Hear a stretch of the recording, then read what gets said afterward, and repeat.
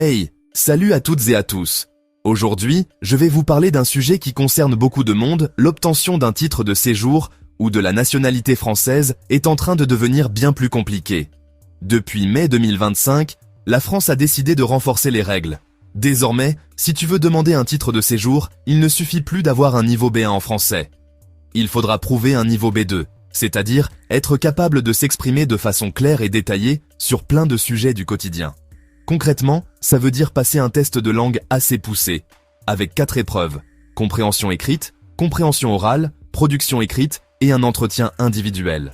Si tu as moins de 5,25 dans une seule de ces épreuves, c'est éliminatoire. Et en plus, ce test coûte entre 130 et 200 euros.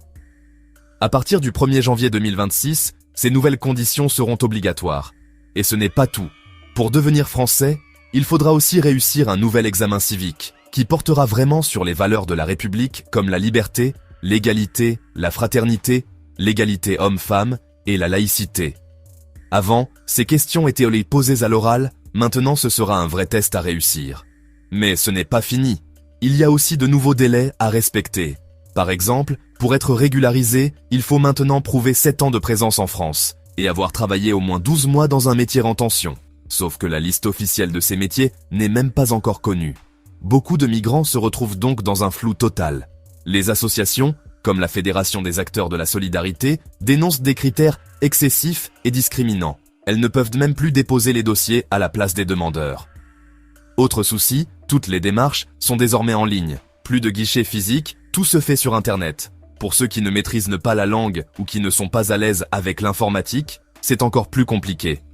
En résumé, la France veut clairement limiter l'arrivée de nouveaux migrants, tout en disant que la langue est la clé de l'intégration. Mais pour beaucoup, c'est surtout une politique de dissuasion qui risque de mettre encore plus de personnes dans la précarité. Voilà, c'était un point rapide sur les nouvelles règles d'obtention des titres de séjour et de la nationalité en France. Si tu es concerné ou que tu veux aider quelqu'un, reste bien informé, parce que la situation évolue vite. Merci d'avoir écouté, et à très vite. Merci de bien vouloir activer la cloche et de cliquer sur j'aime.